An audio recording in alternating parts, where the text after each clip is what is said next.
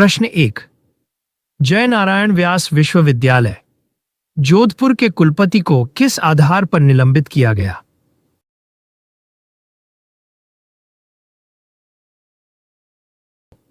के एल श्रीवास्तव को कुलपति पद से निलंबित किया गया क्योंकि उन पर पद के दुरुपयोग, सरकारी कार्यों में लापरवाही और वित्तीय अनियमितता के प्रथम दृष्टया आरोप प्रमाणित पाए गए। यह निर्णय राज्यपाल एवं कुलाधिपति हरिभाऊ बागड़े द्वारा उच्च शिक्षा में पारदर्शिता सुनिश्चित करने की दिशा में उठाया गया एक कदम है।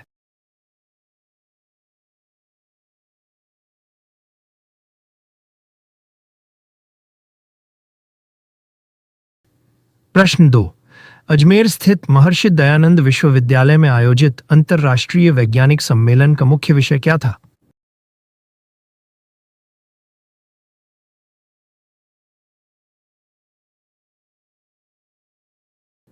उत्तर, महर्षि दयानंद विश्वविद्यालय अजमेर में जैव प्रौद्योगिकी विभाग और राष्ट्रीय विज्ञान अकादमी के सह आयोजन में संपन्न हुए अंतर्राष्ट्रीय वैज्ञानिक सम्मेलन का मुख्य विषय पौधों से प्राप्त औषधीय तत्वों और उनके चिकित्सीय अनुप्रयोगों पर केंद्रित था।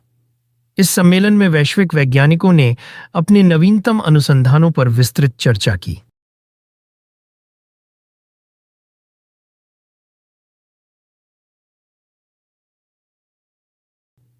प्रश्न 3।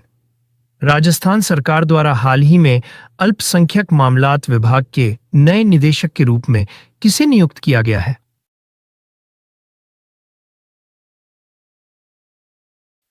उत्तर, माता दीन मीना को राजस्थान सरकार के अल्पसंख्यक मामलात विभाग के निदेशक पद पर नियुक्त किया गया है। यह विभाग मुस्लिम, सिख, ईसाई, जैन, बौद्ध और पारसी समुदायों के समग्र विकास के लिए कार्यरत है और उनकी नियुक्ति को सामाजिक समावेश की दिशा में एक महत्वपूर्ण कदम माना जा रहा है।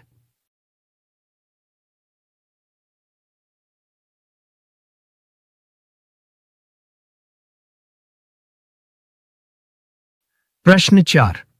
राजस्थान सरकार द्वारा अल्पसंख्यक मामलात विभाग की स्थापना किस वर्ष में की गई थी?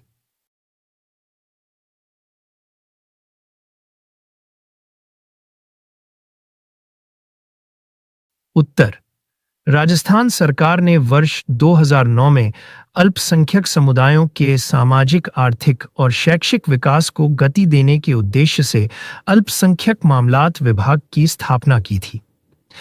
इस विभाग का लक्ष्य नीति निर्माण और योजनाओं के प्रभावी कार्यान्वयन के माध्यम से इन समुदायों का सशक्तिकरण करना है और वर्तमान में यह एक सुदृढ़ प्रशासनिक इकाई के रूप में कार्यरत है।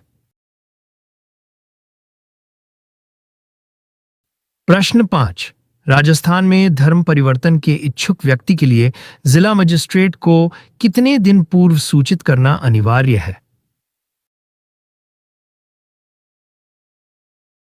उत्तर, राजस्थान में धर्म परिवर्तन के इच्छुक किसी भी व्यक्ति को कम से कम 60 दिन पूर्व जिला मजिस्ट्रेट को इस संबंध में एक लिखित घोषणा प्रस्तुत करना अनिवार्य है।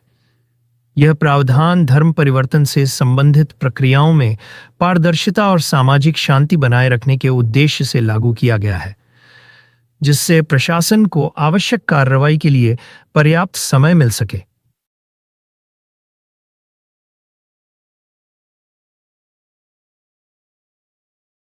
प्रश्न 6।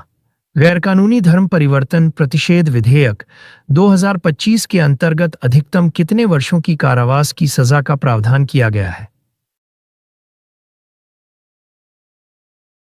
उत्तर, राजस्थान सरकार द्वारा वर्ष 2025 में प्रस्तुत गैरकानूनी धर्म परिवर्तन प्रतिषेध विधेयक के अनुसार यदि कोई व्यक्ति बल, धोखाधड़ी या प्रलोभन के माध्यम से धर्म परिवर्तन कराता है तो उसे अधिकतम 10 वर्ष तक की कारावास की सजा और 50,000 रुपये तक का जुर्माना लगाया जा सकता है। इस कानून के तहत यह अपराध संज्ञेय, गैर जमानती और अदालत में विचारणीय होगा। यह विधेयक धार्मिक स्वतंत्रता और सामाजिक सौहार्द को बनाए रखने के उद्देश्य से लाया गया है। प्रश्न 7। वर्ष 2025 में मरु महोत्सव का आयोजन किस शहर में हुआ था और इसके प्रमुख विजेता कौन रहे?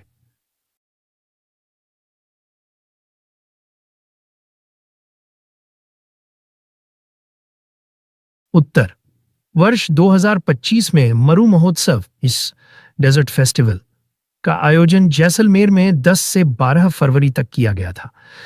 इस महोत्सव में धीरज पुरोहित को मिस्टर डेजर्ट, भावना गहलोत को मिसेस जैसलमेर और कोमल सिद्ध बीकानेर को मिस मूमल 2025 के खिताब से नवाजा गया। यह आयोजन राजस्थान की समृद्ध सांस्कृतिक विविधता और पारंपरिक विरासत को प्रदर्शित करने वाला एक महत्वपूर्ण पर्व है। प्रश्न 8, गिव अप अभियान किस विशिष्ट उद्देश्य की पूर्ति के लिए प्रारंभ किया गया है?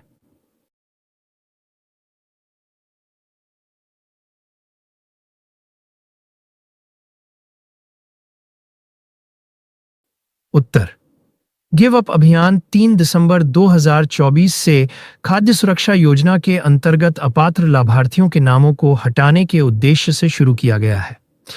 इस अभियान के माध्यम से पात्रता का सत्यापन करके उन व्यक्तियों को हटाया जाएगा जो अनुचित रूप से इस योजना का लाभ उठा रहे हैं। यह प्रयास वितरण प्रणाली में पारदर्शिता और वास्तविक हकदारों तक योजना के लाभों की पहुंच सुनिश्चित करने के लिए किया जा रहा है। प्रश्न 9, राजस्थान पशु चिकित्सा और पशु विज्ञान विश्वविद्यालय जुबनेर जयपुर के पहले कुलपति के रूप में किसे नियुक्त किया गया है? उत्तर, राज्यपाल एवं कुलाधिपति हरिभाऊ बागड़े ने त्रिभुवन शर्मा को राजस्थान पशु चिकित्सा और पशु विज्ञान विश्वविद्यालय जोबनेर जयपुर के प्रथम कुलपति के रूप में नियुक्त किया है। यह नियुक्ति राज्य में एक नई पशु चिकित्सा शिक्षा प्रणाली के नेतृत्व की शुरुआत का प्रतीक है। जोबनेर स्थित इस विश्वविद्यालय का मुख्य उद्देश्य राज्य में पशु चिकित्सा शिक्षा को सुदृढ़ करना है। प्रश्न 10, सांस अभियान की प्रमुख गतिविधियां और मुख्य उद्देश्य क्या है?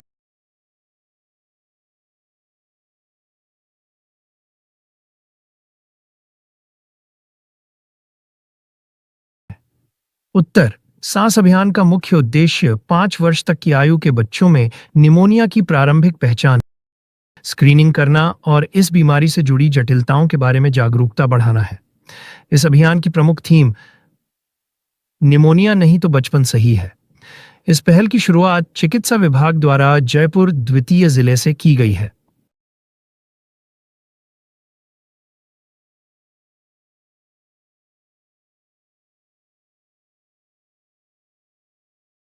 नमस्कार दोस्तों, अगर आप आने वाली प्रतियोगी परीक्षाओं की तैयारी कर रहे हैं और रोजाना क्विज के जरिए अपना ज्ञान बढ़ाना चाहते हैं, तो आप बिल्कुल सही जगह पर हैं। हमारा अगला क्विज बहुत जल्द आने वाला है, तो जुड़े रहिए हमारे साथ। Quiz up learn and learn channel को अभी सब्सक्राइब करें और बेल आइकन जरूर दबाएं, ताकि आपको हर नए क्विज की जानकारी सबसे पहले मिले। तैयारी को बनाइए मजेदार और प्रभावी हमारे साथ, सिर्फ quiz up learn and learn पर। मिलते हैं अगले क्विज में, तब तक के लिए धन्यवाद और शुभकामनाएं।